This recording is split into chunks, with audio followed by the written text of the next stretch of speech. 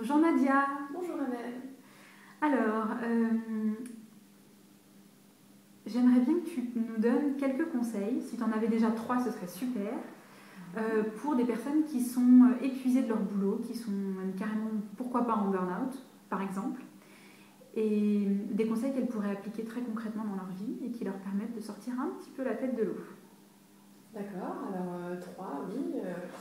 Il y en aurait beaucoup, mais on va faire simple et rapide.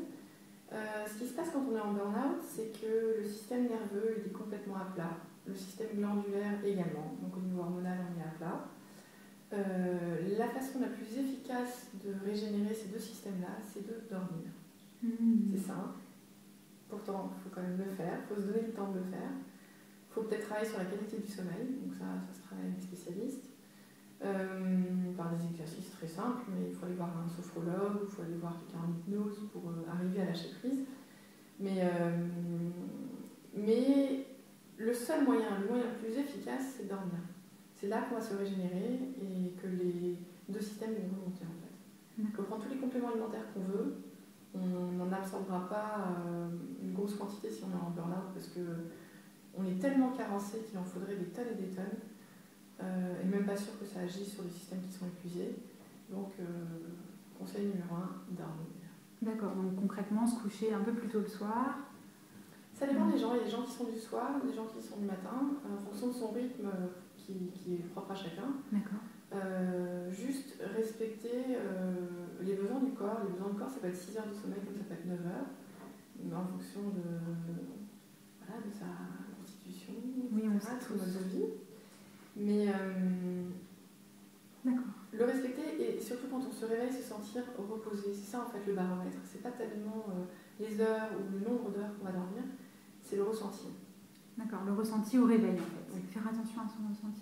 Tant qu'on ne se sent pas bien détendu et bien reposé le matin en se levant, c'est qu'il faut qu'on rajoute encore un peu de temps de sommeil. D'accord. Tu aurais un deuxième conseil ? Deuxième conseil, rajouter du cru. Rajouter du cru dans l'alimentation parce que c'est là que vous allez trouver les vitamines qui craignent la chaleur, les enzymes pour bien digérer le reste du repas. Ça peut être sous forme de crudité, c'est la forme la plus connue, sous forme de jus, de fruits, de légumes.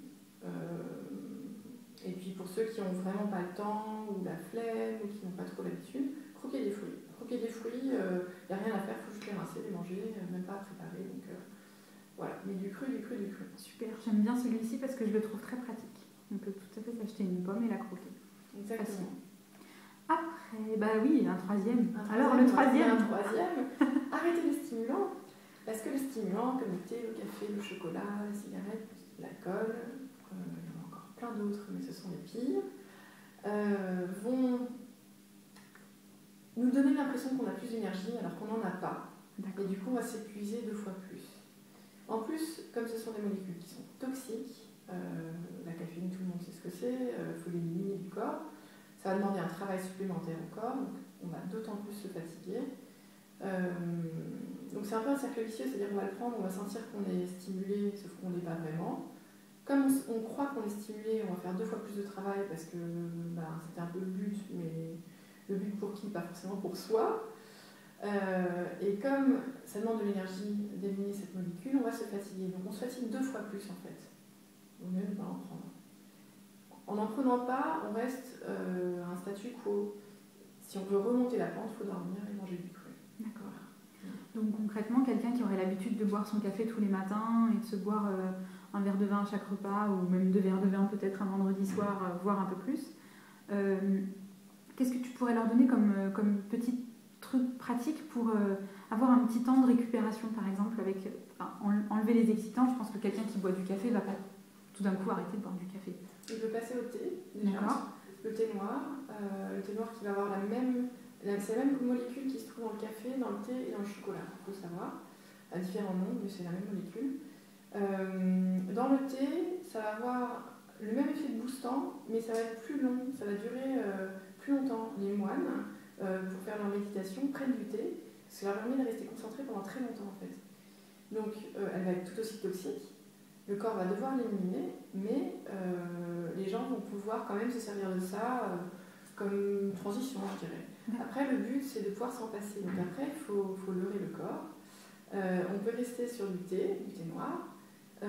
Pour éliminer la théine, c'est très simple. On va pas prendre du thé sans théine, c'est un peu con, on va garder c'est un peu dommage. On va rester sur du thé noir. On va éliminer la première eau. Donc on va tremper le thé, on va l'éliminer, on va refaire tremper, et là, il n'y aura plus de théine.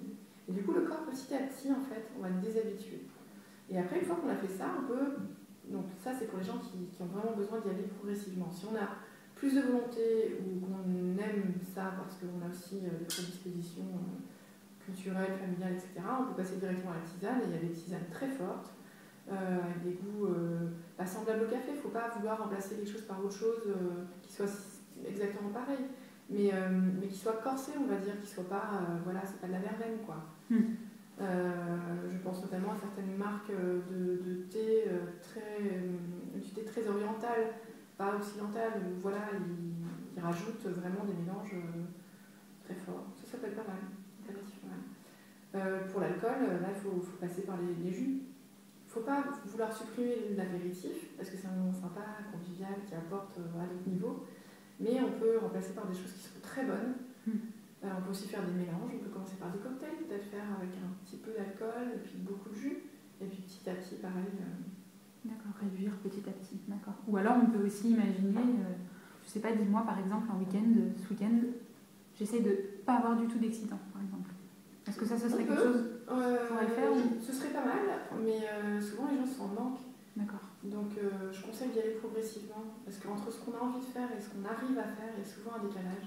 Et ça ne sert à rien de mettre la barre trop haut non plus, quoi. Il faut y aller, faut que tout suive, et le corps, et la tête, et l'envie, enfin, voilà. Ça marche. Super. Et ben merci beaucoup pour ces 3 conseils. Est-ce que tu peux nous dire juste un mot pour te présenter, nous dire qui t'es quand même, ce que tu fais? Oui, je suis naturopathe, j'exerce en cabinet, en association. Je m'occupe beaucoup des femmes enceintes, c'est un peu mon domaine de prédilection, mais je ne fais pas que ça, je m'occupe aussi de toutes sortes de personnes de tout âge qui ont besoin de travailler leur hygiène de vie. La naturopathie, c'est une médecine préventive, où on travaille beaucoup sur le rééquilibrage du terrain pour éviter que le corps ne dysfonctionne. Car le but du corps, c'est de bien fonctionner, et nous, on essaie de lui en donner les moyens. Donc par des techniques qui sont à la fois, donc on passe par l'alimentation évidemment, mais aussi par l'hydrologie. Donc on travaille beaucoup sur l'eau, le chaud, le froid, le sommeil, évidemment les plantes en aide, donc les plantes sous forme de phytothérapie, l'huile essentielle, enfin voilà, il y a plein de choses à faire à ce niveau-là. On travaille la respiration, enfin, le massage, il y a plein de choses qu'on peut rajouter à la pratique pure et dure de la naturo, et je fais un peu de tout ça, et ce que je ne sais pas faire, je dirige du coup les gens vers des spécialistes avec lesquels je travaille. Il y